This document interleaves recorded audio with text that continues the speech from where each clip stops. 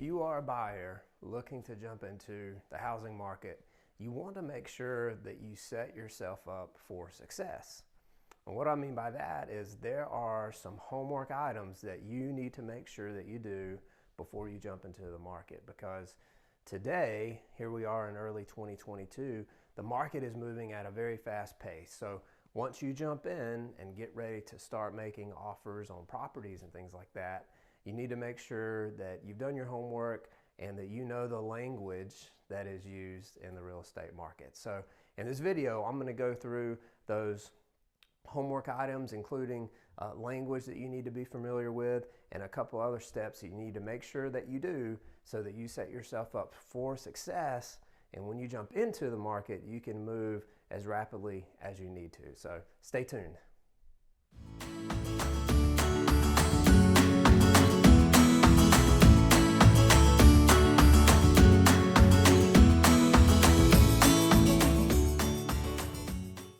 As a buyer in the real estate market, first and foremost, make sure that you familiarize yourself with the language of the real estate market.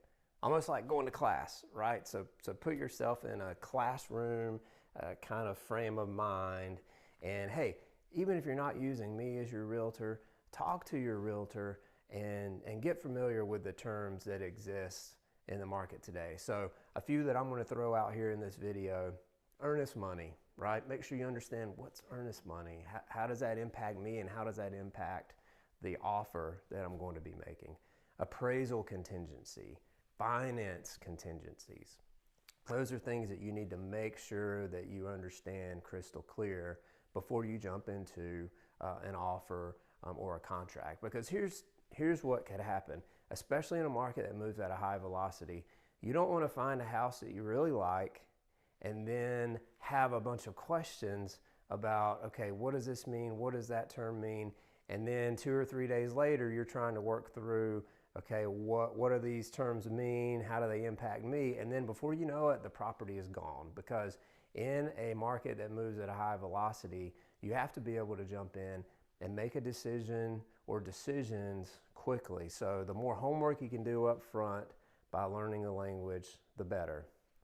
One item that I will go into a little more detail on here is earnest money, right? What is earnest money and how does that impact me? So as a buyer, when you offer on a property, you should submit an earnest money deposit. Now, for me and my clients, typically I'm counseling them on offering up between 1 to 3% of the purchase price, or I should say of the offered price on the property. So 1 to 3% is what you will toss out there for earnest money.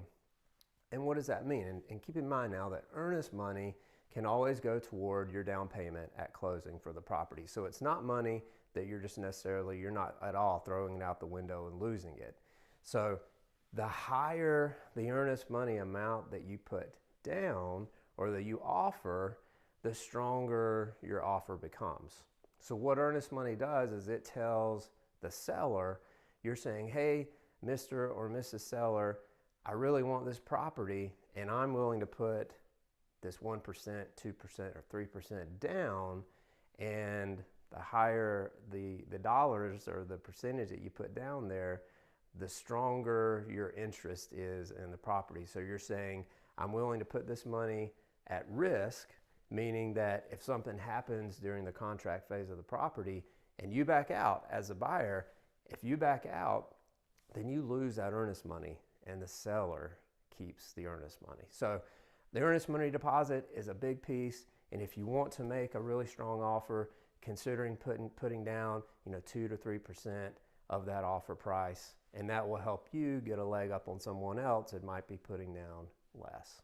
So that's just one term. I won't dive deeply into the others that I talked about, but just keep in mind for contingencies as a whole, the more contingencies that you put into your offer, it actually weakens your offer, especially if inventory is low and there are tons of buyers out there that are also pursuing a property. So don't forget about that. Hang on now, time out. Take a second and please hit that like button and hit that subscribe button for me. Just think, how awesome are you going to feel knowing that you hit subscribe and like for me on my video, and you've helped out our channel. Number 2, make a list of must-haves and then nice-to-haves as well. Make sure that you sit down and really think through before you even go out and start looking at properties. What are things that I can live without, and what are those that I can't live without? Because here's what will happen. You'll go out and you'll start looking at properties, and then you kind of get caught up in what a particular property offers. And then for some people, they forget about, well, what do I really want in a house and what do I not really want? And as time goes on, sure, you might submit, an offer or 2 or 3 or 4 on different properties, and you don't get them, and then you might be tempted to say, oh, well, I'll compromise here or there, and that happens, and that's okay if you run into that situation. But if you have that list in front of you, write it down, try to stick to it, so that way you don't have to compromise too much, and you really stick to what you're looking for in a property. And when you're making that list of nice to haves and must haves, also don't forget about your budget. Include your budget number or numbers in there when you're thinking about not only the price of the house, what do I not want to exceed, but look at that monthly number as well. So stick to your budget and stick to that list, and that will help you as you go through the whole process. The third thing that I want to talk to, item number 3 that I want to speak on today is debt. So please, please, please tackle your debt. So this is before you go out and start looking at the first house. This is before you even submit your information to a lender to get pre-qualified. So tackle your debt, because here's what will happen. Your lender is going to look at a lot of things, right, with your credit and history and things like that, but they'll look at your debt to income ratio. So what they'll look at is they'll see how much debt you have, and then what does your income look like, and what does that ratio look like. So the more favorable your debt to income ratio, it's better for you, because not only will you get a better interest rate potentially from the lender, but it's just easier to get qualified, and it's easier to qualify for a higher price home if that's what you're after. So tackle debt before you even approach a lender. I don't know, maybe you've gotten a bonus at work, or maybe you have some extra cash laying around. Put that toward that credit card debt that you might have, because you're probably paying a high interest rate on that credit card debt. So the lender's going to look at that. They're going to say, hey, every month you've got this credit card bill and this payment that you have to make.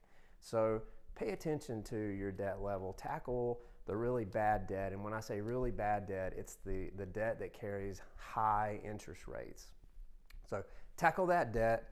And then if you get that squared away, then approach your lender and see what you can pre-qualify for. And that piece of homework right there, guys, is huge in the whole process, because that does take some time.